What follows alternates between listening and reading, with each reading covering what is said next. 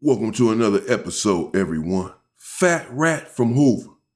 Is he a booty bandit of a lifetime? Is he a booty bandit for the ages? According to his reputation, according to the reputation on the internet, according to people that even ask me personally, man, what's up with Fat Rat?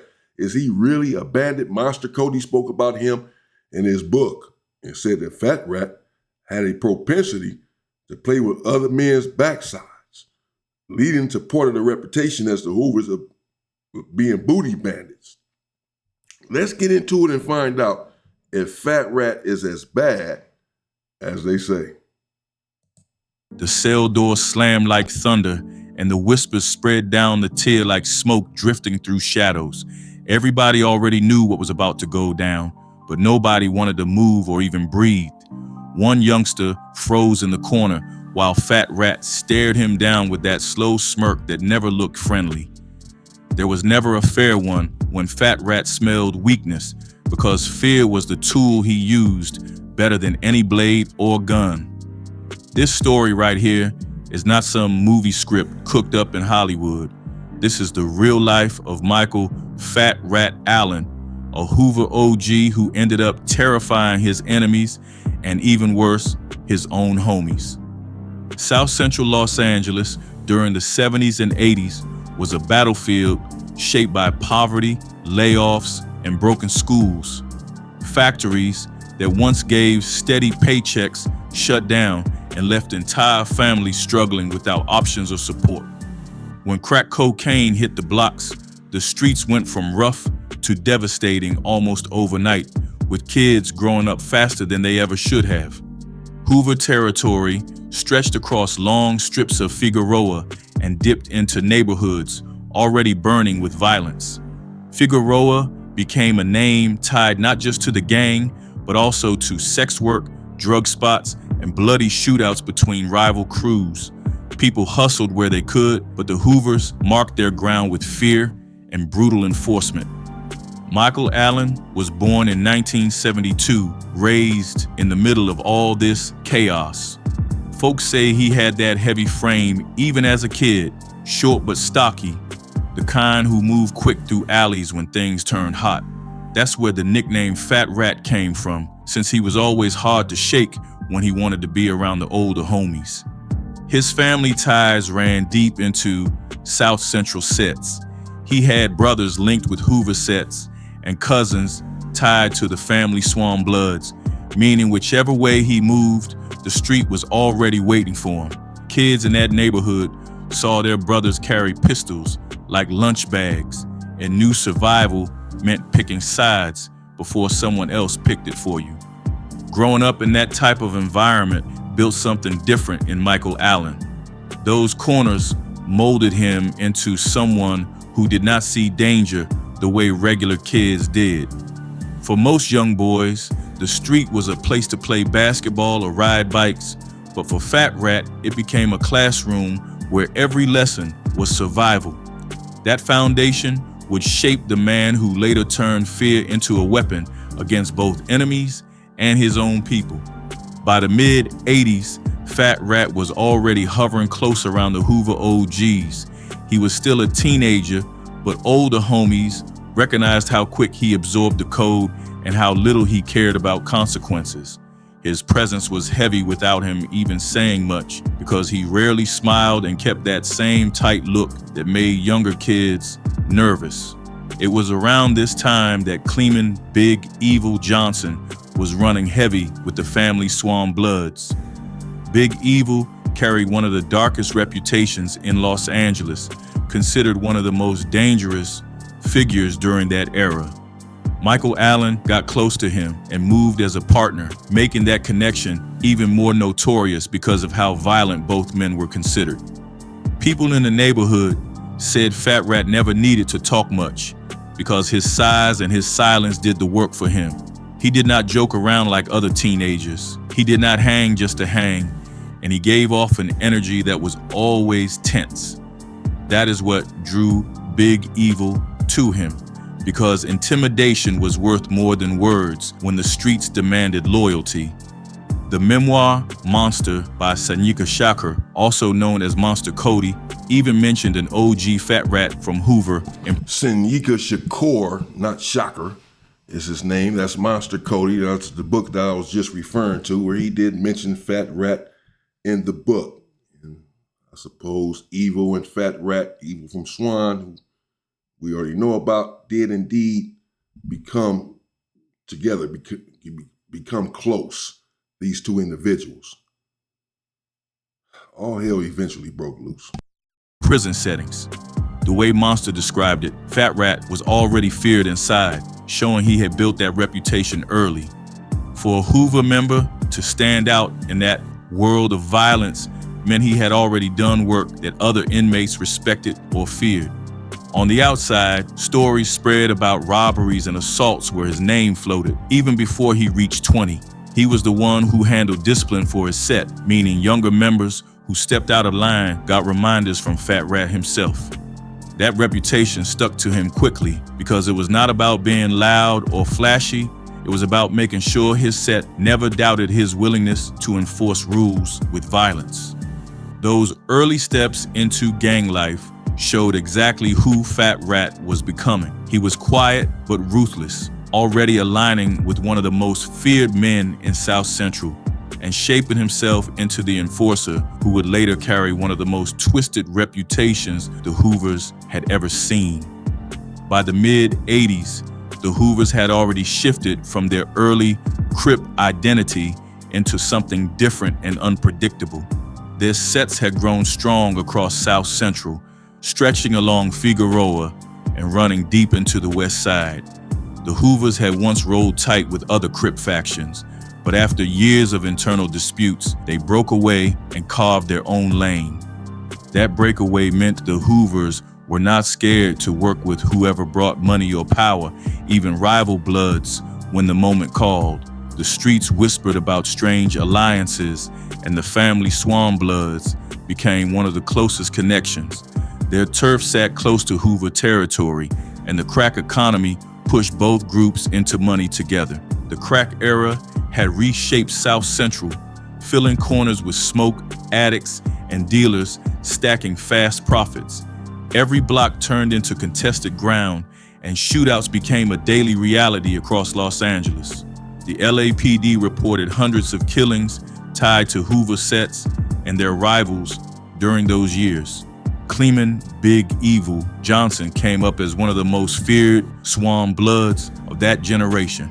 Court records later called him Los Angeles' most dangerous man, and even law enforcement spoke of him with hesitation. His name carried weight inside and outside jail walls, and homies described him as ruthless with no hesitation. Michael Fat Rat Allen stood right next to Big Evil through much of that time. Sources described him as the quiet enforcer who moved like Big Evil's shadow and never questioned orders. When punishments needed to be handed out, Rat made sure no one forgot who controlled those blocks. Now, this is not necessarily the case. He's not carrying out orders from Big Evil. They are from two different gangs. These individuals were cool. They were okay. Fat Rat, of course, is from Hoover. I know all about him and this situation and his life and his situation. He was not carrying out orders for anyone. He was in the street. He was involved in some things. Was Fat Rat. Evil too, obviously. And they were connected. But no one was following orders from the other. They have different gangs and different sets of enemies. So Fat Rat is not carrying out orders from a blood or anyone else that's not from Hoover. Stories on the street painted him as the one who checked younger Hoover members that got reckless.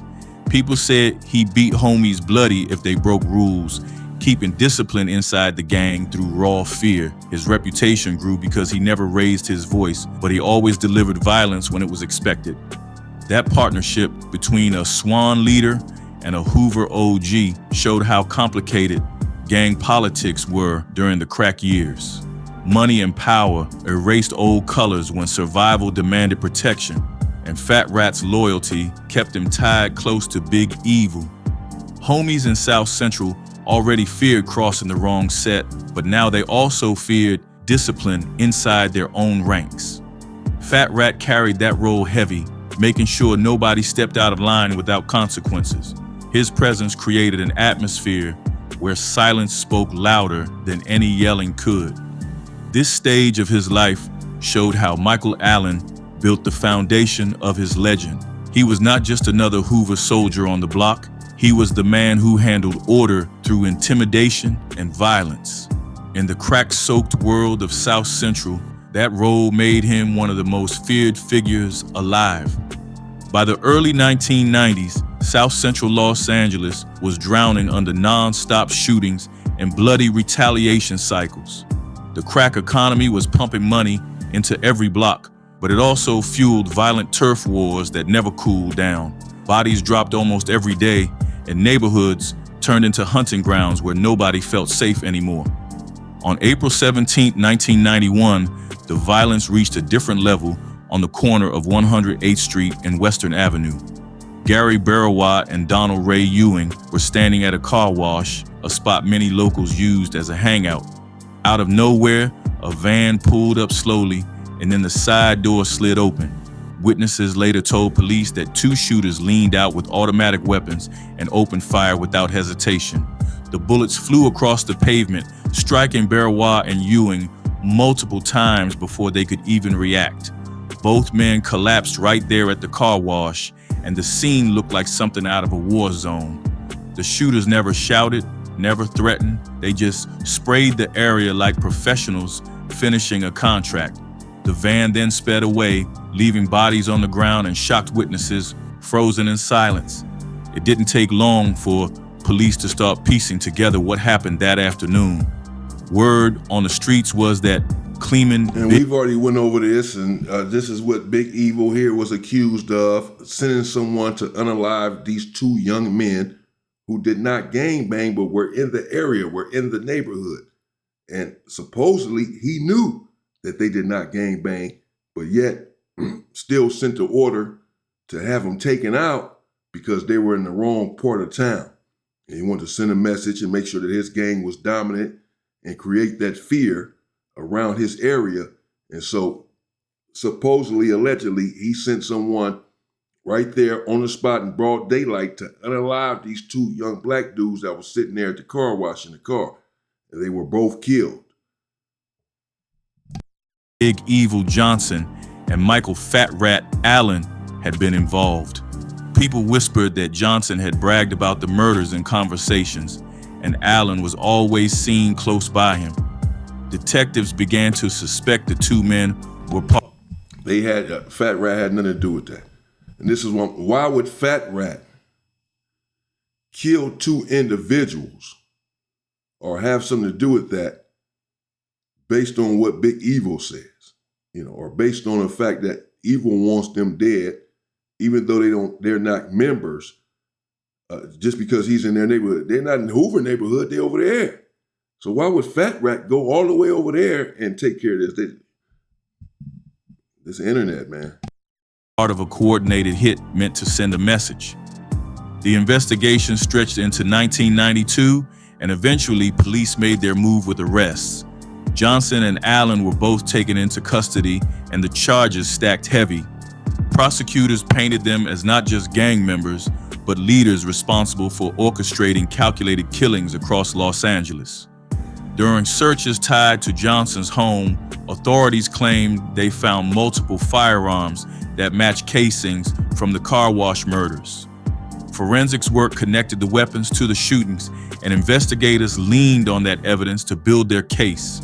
Witnesses also came forward, some of them flipping under pressure, pointing fingers directly at Johnson and Allen. Inside the courtrooms, the atmosphere was thick with fear and intimidation. Allen sat quiet through most proceedings, but his presence carried menace. He never needed to speak loudly because even prosecutors admitted jurors watched him with unease. The way he carried himself told everyone he was not worried about consequences. Prosecutors laid out the case that Johnson ordered the killings, and Allen served as his right hand. The defense tried to push back, saying witnesses were unreliable and evidence was circumstantial, but the weight of testimony kept stacking. Several witnesses claimed Johnson bragged about dropping bodies at the car wash, and others tied Fat Rat directly to the van.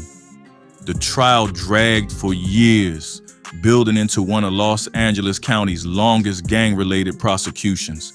Allen never testified, never offered explanations, just sat back with that same heavy stare. His silence almost worked like a weapon because people believed he was reminding them that snitching carried real consequences. By 1997, the verdict came down and both men were convicted of murder. The judge sentenced Cleman Big Evil Johnson and Michael Fat Rat Allen to death. Reporters in the courtroom noted that the two men laughed when the sentence was read, as if prison and even death row meant nothing. Their reaction shocked families of the victims, but for those who knew their reputations, it only confirmed their image.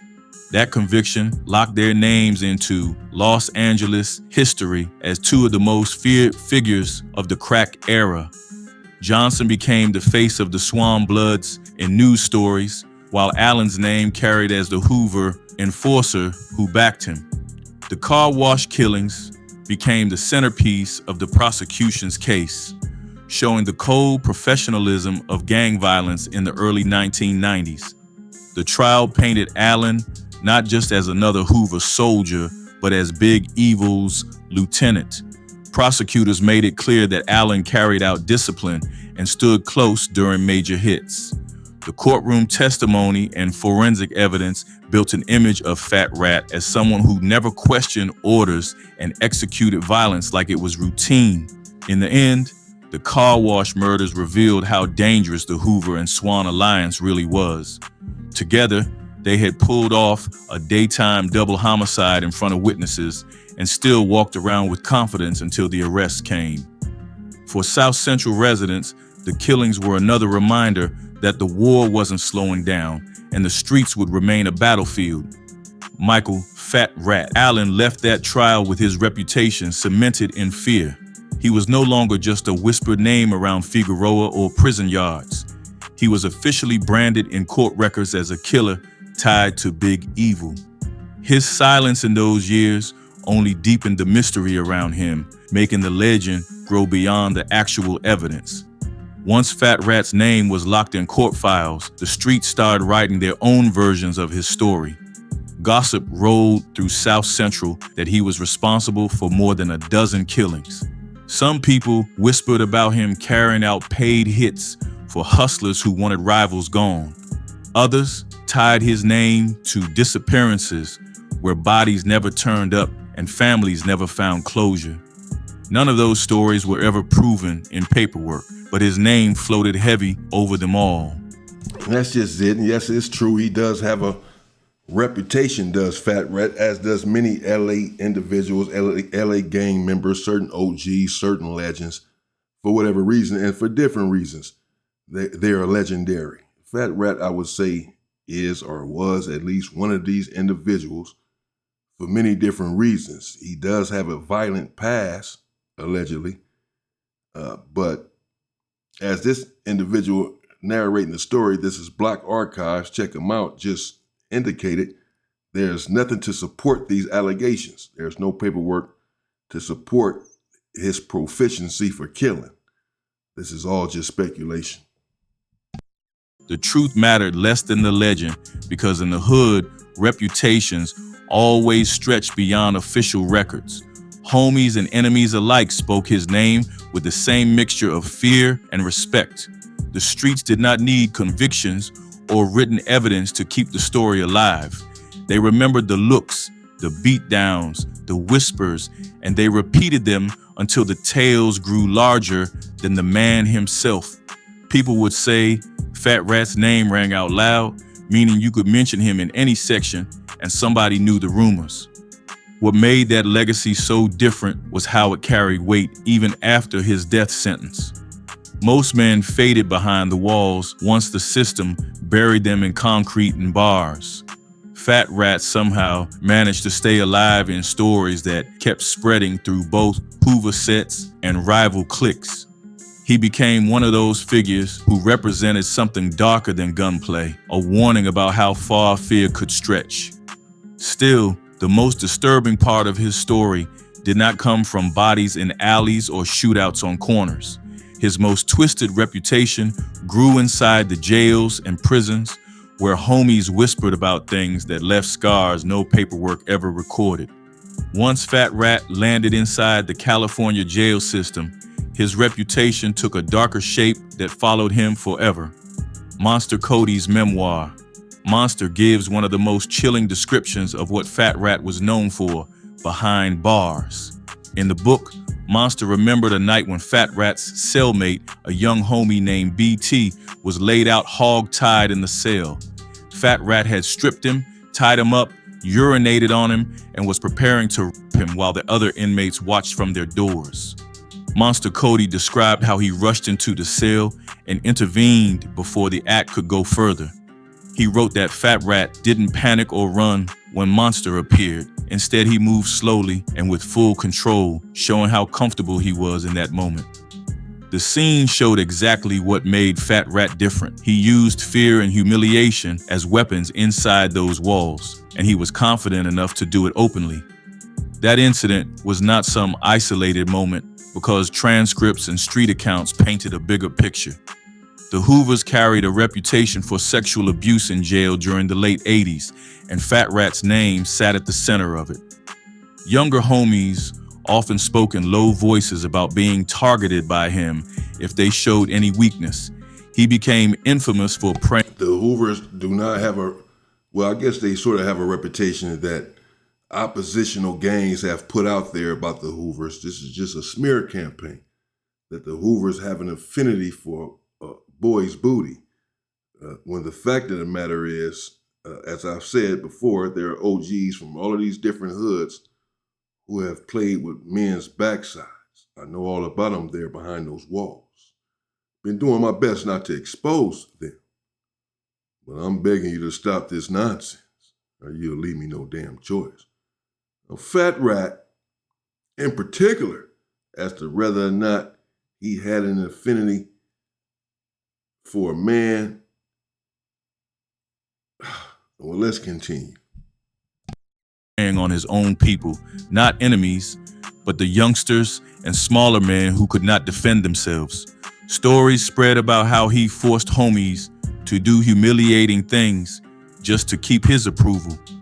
Some said he made them wash his clothes by hand, braid his perm straight, and clean his cell floor while he stood watching. Others remember But these ain't no homies then. These are females. He treating them like a female. These are not homies. These are no one that he respects and no one that respects themselves and no one, because anyone that has any sort of self-respect and is a man is not going to be sitting there braiding his hair. I mean, men braid hair, but I'm saying not because he's making them do it, and washing his clothes. There ain't that much bullying in the world. These are not homies that he's talking about. Times when he made younger inmates eat soap or perform degrading tasks while older prisoners laughed. These acts were not about money or survival. They were about domination and breaking people down. Rumors also suggested that Fat Rat molested younger Hoovers during put-ons, the initiation process where members proved themselves to the set. In some tales, youngsters were cornered and forced into sexual acts that left them scarred and silent. These rumors spread fast, and even though there was no paperwork proving it, the whispers carried. Yes, no paperwork proving it. This is untrue. Now, I'm not saying that Fat Rat, as to whether or not he has ever had some sort of encounter with another man. I wasn't there. I don't fucking know. But as far as him, assaulting young men behind the walls that are now about to be from his hood, they're now about to be Hoovers. This is your initiation. I'm going to assault you. I'm going to SA you, and this is your initiation. No, you can't be from the hood now that you didn't let a man sit here and assault you. This is the homie. This is how you get your put on, and now you're one of us. You're the homie. After this man just assaulted you in that way? No, of course not. That makes no sense. As much weight as facts. In prison culture, once a story caught, it became a warning, and Fat Rat's name always carried that warning. There were also claims that Fat Rat kept what inmates called a prison girlfriend. Some accounts said it was a white inmate he turned into a submissive partner, controlling him the same way he controlled younger black inmates. The stories described him walking the tier with that man trailing behind him, a display of power in front of everybody. Whether the details were all true or not, the legend built on itself, and it made him feared in a way few gangsters ever were. Part of what gave those stories power was his physical appearance. Fat Rat was not some small man hiding behind words. He was a big presence. He carried a heavy stomach but buffed arms, and he kept a perm that made him stand out on the tier. Other inmates remembered how he filled doorways when he stood there, his arms folded, staring down anyone who dared to make eye contact. That look alone could silence a pod because people believed he might turn on them next. Inmates also said Fat Rat charged rent for cell space. If someone weak ended up near him, they had to pay in food, commissary, or service just to be left alone. If they refused, he turned violent and used humiliation until they submitted. That system gave him power even over men who were not part of his set because nobody wanted to be targeted as his next victim. The disturbing part of Fat Rat's legend was that his violence... Now, certainly he scared some people behind the walls, scared some people on the street, but every man is accountable for himself and his own actions. If you are a man, then you're not going to allow anyone behind the walls to tell you can't do this inside of a cell or do that inside of a cell, or you have to pay some sort of rent to live inside of a prison cell. The individuals who are accepting this sort of stuff are not individuals who are connected. These are not members. No longer revolved around outside enemies. Inside those walls, he built fear by turning his own homies into victims. It flipped the normal gang rules upside down because loyalty usually kept members safe from each other. I don't know what homies he's talking about that Fat Rat victimized. I know of none that he victimized. I know of no Hoover that Fat Rat assaulted in that way. He ain't getting away with that, bro. It's not happening. So a lot of this is conjecture and rumor based. And he has said as much that there's not paperwork to back this up because that's how it is. Once you get a reputation and once a rumor is behind you, it is hard to come from under it, even if the rumor is not true. And again, I'm not here to defend Fat Rat or justify any of his actions. I don't know everything. I know some things, and I know that he was indeed allegedly a violent person and no nonsense. But this penchant for other men's backsides, I don't know. He may have had an encounter or two, and then the reputation stuck. Again, once you get that reputation, it's on you forever. That reputation has been on Fat Rat for some time. Now, oftentimes you earn a reputation for a reason. They're saying these things about you for a reason. There's something to back it up. Where there's smoke, there is fire. So I don't know. But as far as him brutalizing and victimizing the people from his hood, the people that is about to be a part of his hood, that just doesn't add up for many different reasons. With Fat Rat, loyalty did not guarantee safety because even his own brothers in the gang whispered about avoiding his attention. The transcript of the notorious Booty Bandit collected these stories with detail, showing how his legend spread beyond single incidents. Younger Hoover members spoke about hiding from him, some refusing to be housed anywhere near his cell. His name became a warning whispered in county jails and prisons across the state. When a new Hoover came in, older inmates sometimes warned them, stay out of Fat Rat's sight. This part of his story stood as the climax of his reputation because it was different from the usual gangster myth.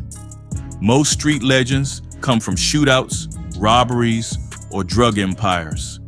Fat Rat's story carried those elements, but his true infamy came from the fear he created inside cells. He was remembered less for battles against rivals and more for humiliating his own people when they were vulnerable. Those prison years defined him as something beyond a regular enforcer. They painted him as a man who weaponized sexual violence to control his environment. That reputation did not fade after his conviction because homies kept passing the stories down like cautionary tales. Whether every detail was fact or not, his name carried the weight of terror, and that weight shaped how generations of Hoovers spoke about him. The climax of Fat Rat's legend was not the car wash murders or his ties with Big Evil. It was the whispered stories of what he did behind bars, stories that turned him into a symbol of the darkest side of gang life. His legend lived strongest not in shootouts or courtroom trials, but in the nightmares of the men who had to live on the same tier with him. After the 1997 conviction, Michael Fat Rat Allen and Cleeman Big Evil Johnson were both sent to death row. They waited while automatic appeals worked their way slowly through California's heavy legal system. For years, nothing seemed to move until 2011 when the California Supreme Court finally gave them a lifeline. The justices overturned the convictions, ruling that the trial court had excluded a confession that should have been considered. They also criticized the use of a jailhouse informant whose testimony was unreliable and damaging. The court's decision sent the case back for a new trial, ordering that both men should face the charges again. Prosecutors did not take that loss lightly, and they attempted to file new charges against both defendants. They claimed the fresh charges were tied to evidence that had not been used in the original trial. The defense argued that this move was vindictive and designed to punish them for winning the appeal. The judge agreed, dismissing those additional charges and leaving only the original murder counts for retrial. That legal battle kept Fat Rat and Big Evil stuck in county jail rather than San Quentin's death row. They were transferred back to Los Angeles County facilities, placed in limbo while prosecutors prepared for retrial. During that time, they ruled the tier like veterans, using intimidation to control both younger inmates and rivals. Even though their convictions were technically overturned, the stories about their reputations followed them into every pod. Fat Rat still walked with the same heavy body and sharp stare, and few dared to challenge him. The legal limbo dragged on for years, highlighting how California's death penalty system functioned in slow motion. Decades passed with no clear closure for victims' families or for the accused men. Appeals, retrials, and endless delays kept them locked in cages while paperwork moved slower than time itself. Fat Rat grew older inside those walls, his reputation still intact, but his body carrying the weight of age and confinement. He lived his final decade under the shadow of a case that refused to reach an end. On February 6, 2022, Michael Fat Rat Allen was found unresponsive inside Los Angeles County's Men's Central Jail. He was 49 years old at the time of his death. Official reports listed cardiac arrest as the cause, with no immediate signs of foul play. Still, inside the jail system, rumors traveled fast, and many speculated that his death was not natural. Some whispered that he had been poisoned, while others claimed it was an overdose. None of those stories were ever proven, but in the culture of jailhouses, Not proven because it's not true. It wasn't set up. He was not poisoned. As you can see, he was 49 years old, very young, but he indeed just died of natural causes, if you will, complications, heart attack, what have you. There was no foul play whatsoever. He was in the Los Angeles County Jail at the time because, as he said, they coming down to the county jail as the courts make this decision. Rumors often held their own weight.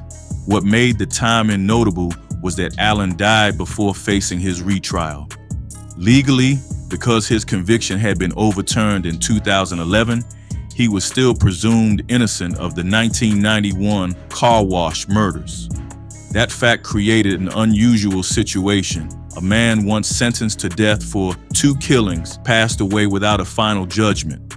For his family, it was both painful and complicated because the official record no longer carried a completed conviction. For law enforcement and prosecutors, his death closed the door on a case that had already stretched 3 decades. Reactions from the community reflected the split views people held about him. Rivals and enemies called his death a form of street justice, saying the cycle had finally caught up to him. Some spoke about the fear he spread in both the neighborhood and inside jail, and they said few would mourn his passing. On the other side, his family hoped his story would carry lessons for the younger generation. They wanted people to see his life as a warning about the streets and the cages waiting at the end. The irony of his story is how quietly it ended compared to the violence of his life. For decades, Michael Allen lived as a figure of terror, feared inside neighborhoods and prisons across Los Angeles. Yet in the end, there was no shootout, no riot, and no final act of violence. He slipped away inside a cell, leaving behind a story remembered more for whispers than for paperwork. His death marked the close of a chapter that began in South Central's cracked streets and ended in silence behind bars. Michael Fat Rat Allen's story stands apart from most gang legends that came out of South Central. Many names are remembered for shootouts, for drug empires, or for battles against rivals, but his reputation carried something different. The myths around him always exaggerated his body count, with whispers of a dozen or more killings tied to his name. Still, those stories never defined him as much as the way he turned violence inward against his own. Within gang culture, being remembered as a booty bandit is both fearsome and shameful at the same time. It created a strange legacy because people both feared his name and mocked it behind closed doors. Even Monster Cody used Fat Rat as an example of how sexual violence shaped prison hierarchies. His story became a reminder that brutality did not always mean bullets and guns. Sometimes it meant humiliation and fear behind locked doors. Fat Rat's life reflects a darker side of Los Angeles gang history, one that usually stays hidden beneath the surface. His story shows how power and intimidation can twist loyalty and brotherhood into something else entirely. He remains a name passed through whispers.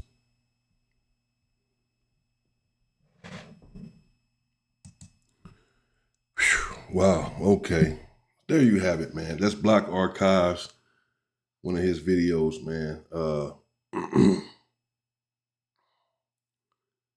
I don't know. Like I said, I'm not here to defend Fat Rat. You know, he does have a reputation. He had a reputation as being a bandit. Some of it is probably well-founded, man. I don't know. I wasn't around him in jail. But I've heard some of the rumors myself, of course, growing up. We are the same age, essentially. And, you know, he does have a reputation for this sort of behavior.